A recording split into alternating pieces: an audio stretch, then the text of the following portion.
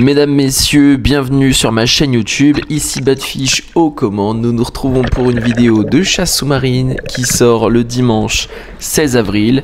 C'était une chasse sous-marine que j'ai réalisée il y a environ 2 semaines, au début des vacances de Pâques pour moi.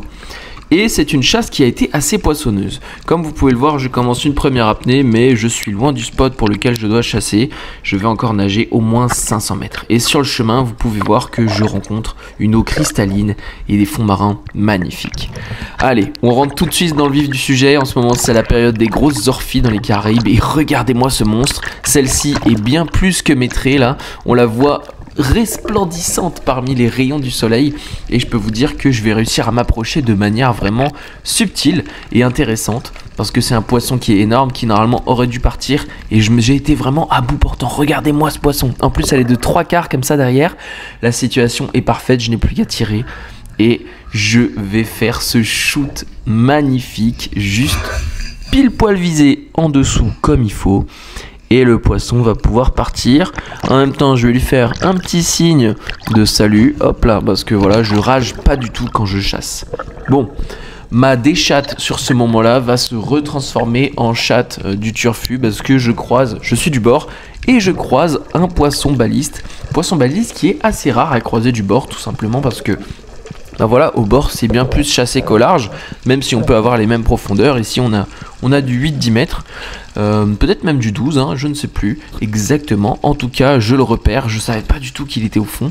Et donc, bah, je nage dans sa direction. Je vais vraiment attendre le moment le plus opportun. J'ai réussi à me rapprocher à environ 3 mètres de lui. 3 mètres hein, en partant de ma main, parce que vous voyez, j'arrive à tendre quasiment tout le fil. Et donc, je tire et perfection, ça transperce. Ce qui n'est pas forcément évident, parce que c'est un poisson qui a quand même une peau très rigide. Donc, faire passer la flèche dans ce poisson, c'est pas toujours évident. Je pense qu'au niveau de là où j'ai tiré, c'est peut-être plus mou, plus souple qu'au niveau de la tête, parce que c'est vrai qu'à chaque fois quand je tire dans la tête, bah, la flèche ricoche, j'ai l'impression. Donc voilà, en tout cas très content d'avoir ce poisson, surtout du bord, c'est vraiment magnifique et ça va être très bon. Une fois que je le mets dans la bouée, vous pouvez constater, ma bouée est vide. C'est le premier poisson, ça fait 20 à 30 minutes qu'on chasse, c'est génial. Allez, on continue parce que j'ai repéré un gros poisson coffre, un coffre nid d'abeille si je crois bien, ou alors je ne sais plus trop comment il s'appelle. En tout cas, je sais qu'il est joli. Et je sais qu'Antoine les mange. Moi j'allais partir en vacances bientôt, donc je sais que j'allais le prendre pour lui. Il est en lévitation, le coco. Voilà, je lui ai pas laissé de chance. Lui en tout cas il aurait pu essayer de prendre la fuite. C'est vrai que d'habitude ils sont fuyards. Là c'est vraiment un gros spécimen par rapport à ceux qu'on peut voir hein. Il est vraiment il est bien fat celui-là si je puis dire. C'est étonnant qu'il ait pas bougé.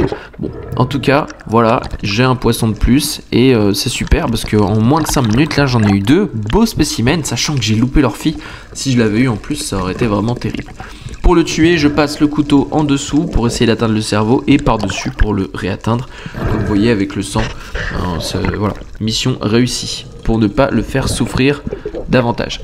Allez, je plonge, petite apnée, on va regarder ce qui se passe au fond et regardez, je vous laisse toute la scène. Je suis un beau perroquet. Ah, j'aurais dû tirer mais je le suis. Je vois qu'il va aller se cacher sous les roches. Et bah écoutez, c'est parfait. Je le follow le poteau et je sais que je vais pouvoir lui placer une flèche à cet endroit-là. Je connais cette roche. Et en fait, je vais pas pouvoir lui placer une flèche parce que regardez ce que je vois au fond. Je vois une queue de requin. Voilà, tout simplement une queue de requin. Donc bah voilà, c'est merdique hein. On va pas tirer en risquant de toucher le requin ou de lui faire peur. Ça risque d'être merdique. Bon, vous voyez, on est posé hein, on chasse à plusieurs. C'est franchement top. Donc moi je vous ai refilmé le requin parce que je le trouve sympa. Et j'ai vu que le poisson était au fond. Alors j'ai décidé d'aller le titiller avec ma flèche, de l'emmerder un peu. Malgré le requin, regardez, mon fusil est à 10 cm de la queue du requin. Bon, si je le touche, je sais pas comment il réagit hein. Ça se trouve, il se retourne hyper vénère, il me fonce dessus, j'en sais rien. À mon avis, il vaut mieux pas toucher hein. Ça reste un animal sauvage qui est pas fait pour être touché. Donc voilà. La situation vraiment dangereuse, le requin, vous voyez, c'était pas très dangereux. Et la situation dangereuse, je suis dans 2 mètres d'eau, je commence à plonger un peu parce que j'ai vu des gros poissons gris passer. Et en fait, des énormes vagues m'ont propulsé contre les roches, pile sur la cage thoracique. Ça a fait vraiment super mal et ça m'a vraiment mis un souffle coupé. Vraiment, c'est dangereux. Heureusement, ça m'a pas cogné la tête, je pense que ça aurait pu être pire.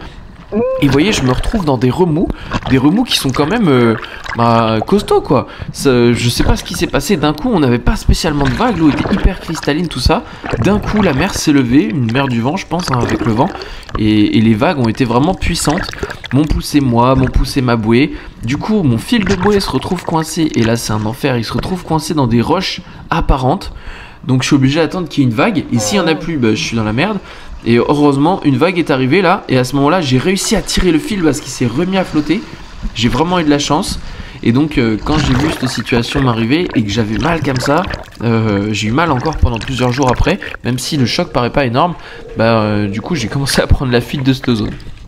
Bon, on continue la chasse malgré tout, avec cette douleur qui continue. C'est juste une douleur physique, hein, j'ai eu un petit bleu quand même après, mais voilà, ça n'empêche pas de chasser, ça fait pas de douleur au poumon ni rien.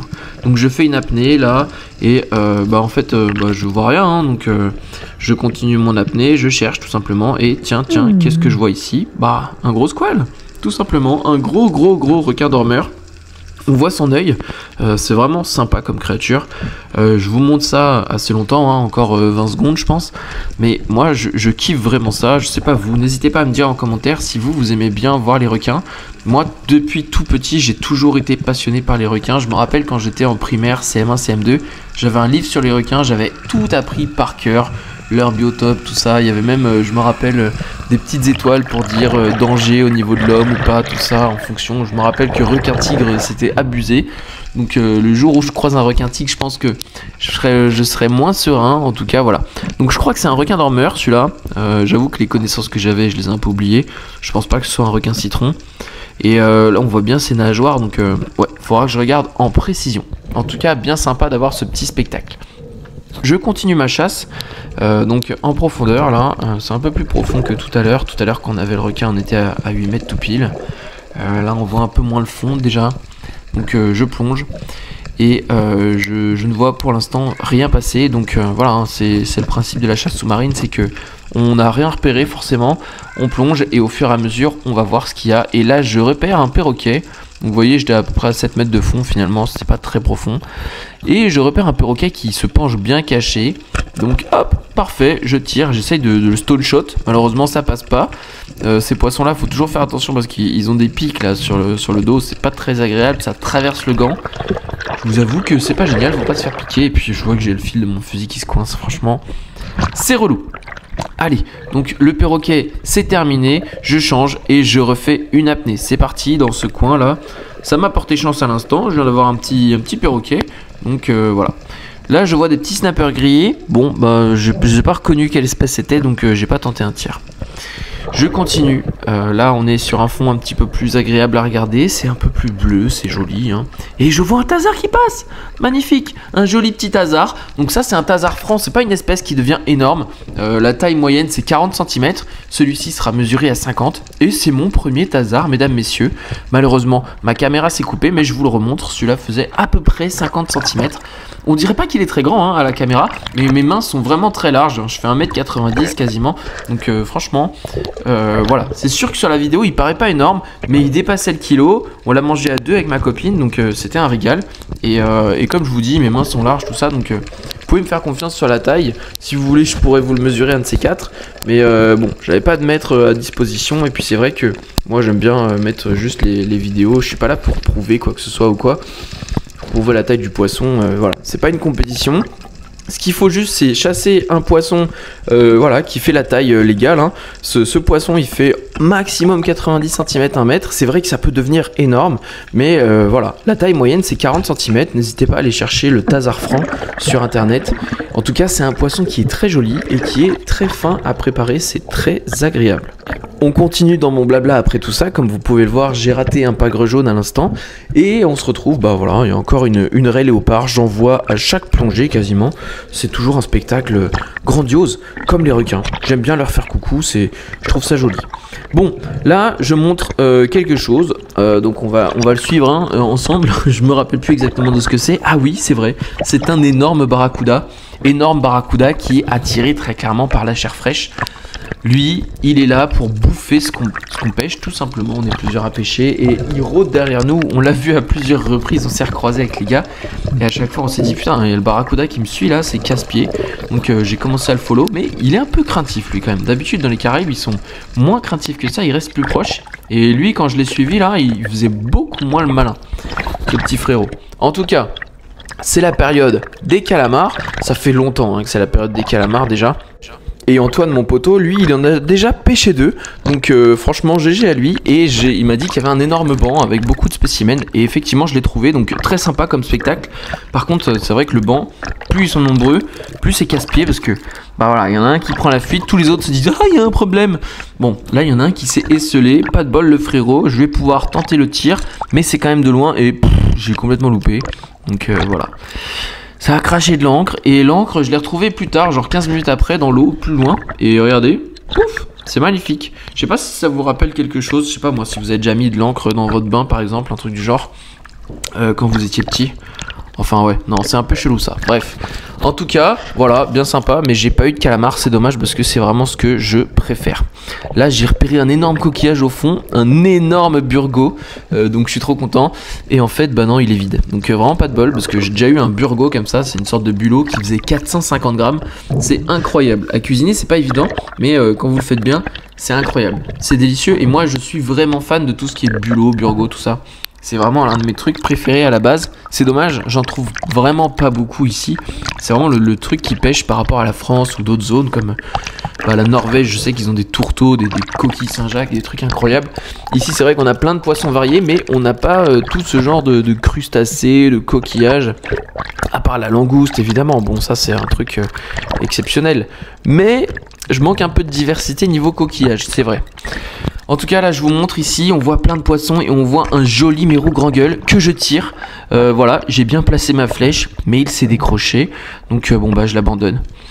Non, je déconne, évidemment, je l'abandonne pas, les frérots. Je vais aussitôt recharger ma flèche. J'avoue que j'étais un peu deg parce que décrocher un beau poisson comme ça fait un peu yesh. Donc, je recharge ma flèche le plus rapidement possible. Je vous le mets en accéléré. Et j'ai repéré où il était. Donc, je pense que le poisson était quand même un petit peu sonné de ce qui s'est passé. Donc, très clairement, je vais pouvoir le retrouver tranquillement. Je vois où est-ce qu'il est placé. Donc, je tape ma plongée un petit peu en amont du trou, un petit peu loin, histoire de ne pas trop lui faire peur, parce que c'est vrai que les bruits, les vibrations, tout ça, ça fait vite peur au poisson. Et donc je vais repérer dans le trou, là je vais voir sa queue par derrière. Donc là je le vois passer en fait, je vois un poisson cardinal bouger et je le vois en travers, donc je suis obligé de taper un tir par derrière. C'est dommage parce que la chair du poisson va être déchiquetée, donc c'est moins bien pour dresser un filet, mais je récupère mon beau grand gueule qui serait sûrement mort blessé, et c'est vraiment le plus important quand on perd un poisson comme ça. Moi je passe souvent 20 minutes à le rechercher de partout. Bien souvent ça paye, mais c'est triste quand ça paye pas, hein, de pas le retrouver. Tout simplement, s'il s'est barré à 500 mètres, on peut pas savoir, hein. Des fois on les a juste frôlés et puis on peut pas les récupérer. Comme les orphies par exemple, ce sont des poissons qui vont pas se mettre sous les trous. Là un grand gueule, c'est un poisson qui va pas chercher bien loin, il va essayer de se camoufler. Et là lui il était complètement sonné, il s'est vraiment placé à un endroit pas stratégique quoi. En tout cas, je continue ma chasse et formidable, je croise une dorade avec une tache jaune. C'est comme les dorades royales en France et je suis trop content parce que ce poisson, ça fait une éternité que j'essaye d'en avoir un beau. Alors un beau, c'est pas non plus un truc énorme, hein, mais il faisait presque le kilo, hein, donc c'est quand même un beau poisson et j'étais bien content de l'avoir. Je peux vous assurer que ça fait très longtemps que je recherche à en avoir un de taille correcte. Ça ressemble vraiment à la dorade royale. Juste après dans la vidéo, vous allez voir. Donc là déjà je le clean, hein, obligé, parce que on va pas le laisser souffrir quand même, hein. Donc on fait ça le plus rapidement possible, et une fois qu'on a passé le couteau dans le cerveau, voilà, ça saigne tout ça, le classique. J'ai commencé à regarder sa dentition et c'est vrai que ça ressemble exactement à une dorade royale, sauf que la tache, je me rappelle plus, en France je crois qu'il y a une tache noire, bah là c'est une tache jaune. Donc voilà, je galère un peu à lui ouvrir la bouche, et comme vous pouvez voir ce sont des grosses dents, comme pour manger des moules, alors qu'ici je vois pas spécialement de moules. Donc voilà. En tout cas, ma chasse se poursuit et je croise une raie. Une raie, je pensais qu'elle avait une queue cachée sous le sable. Et en fait, elle avait pas de queue, donc pas de dard. Donc situation incroyable. C'est vraiment une raie qui aurait pu se faire pêcher facilement en fait, parce que Voilà, tout simplement. Elle a pas de queue, pas de dard, donc ça enlève toutes les embrouilles. Donc voilà, ça aurait été un régal, mais bon, je l'ai laissé partir, tant pis, c'est sympa les raies à regarder. Et puis là, j'ai trouvé un joli coquillage, ouais, et celui-là, je l'ai gardé, je vous le mettrai en photo sur Insta. N'hésitez pas à venir me suivre sur Insta, vous le verrez, et il est magnifique une fois sorti de l'eau. En tout cas les gars, je suis sorti de ma pêche, c'est un plaisir de vous faire les vidéos. Dernièrement, j'en ai pas sorti des longues assez fréquemment, mais ne vous inquiétez pas, je vais en ressortir plus fréquemment parce que bah voilà, ça me plaît et je vais prendre le temps de le faire. Tchuss!